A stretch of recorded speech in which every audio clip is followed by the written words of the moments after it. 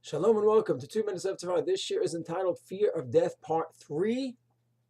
In the previous year, we mentioned the possibility that Yaakov Avinu, the fact that he was afraid he was going to be killed, had fear of death, that itself, according to the Rambam, was a bit of a flaw. Not a horrible flaw, but of a bit of a flaw.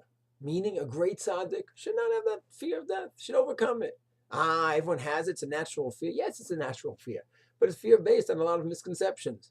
Certain irrationality, I'm going to be forever, a feeling of immortality, fantasy of immortality, an attachment to this world, an over-attachment to this world, to the physical world, and not a recognition that this is a very temporary abode. We're here for a few short years, and we move on, hopefully to Olam Haba. And a great tzaddik should not have the fear of death. So I'm wondering if that's what the Rambam meant when he says that Yaakov in Perek Zayin of Shmona Prakim had a flaw.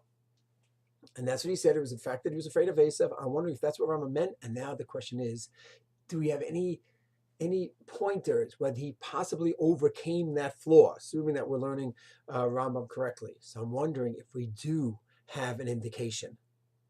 The end of Breshit, he gives all the children a bracha. Each one has a bracha. And then he finishes up brachot. And what does it say? He says, I'm about to die.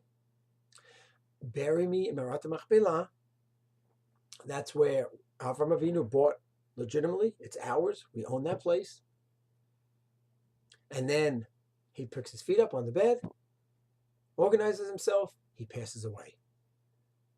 His ending is very serene, is very calm, where he simply goes ahead and puts everything in order. He finishes the brachot, tells everyone where to bury him, explains Choshen Mishpat, why he is entitled to be buried there. He says that that's where my forefathers were. That's why he wants to be buried there.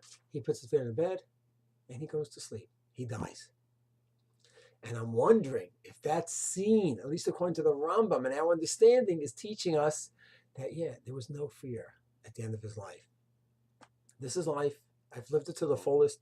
I've tried my best to accomplish what I could accomplish, to build Klal Yisrael, to plant the seeds, 12 beautiful seeds, 12 beautiful shvatim, and that's it. I'm moving on now. Now, one could answer and say, wait a second, maybe that was the fear. When he met Esav, he says, I'm not completed with my job yet. And only at the end of Breshit, he completed his job. That's why he was calm. And that's why he was not calm by Yisrael. You could answer that. But then the Rambam wouldn't call it a flaw. So I'm just saying, according to the Rambam, who calls it a flaw, I'm trying to make sense of his position, and to say that maybe that's what the Rambam held, that at that point in Vayishlach, there was still an improper fear of death, and that was totally overcome by the time he finished, which is Vayishlach, Vayeshev, Miketz, Migash, V'yechi, 5 Parsha later. He developed himself to the point. He saw the full picture. He had a perfect perspective of life in this world, life in the next world, and he gave his brachos, and he simply passed away in a beautiful, peaceful state. Shalom.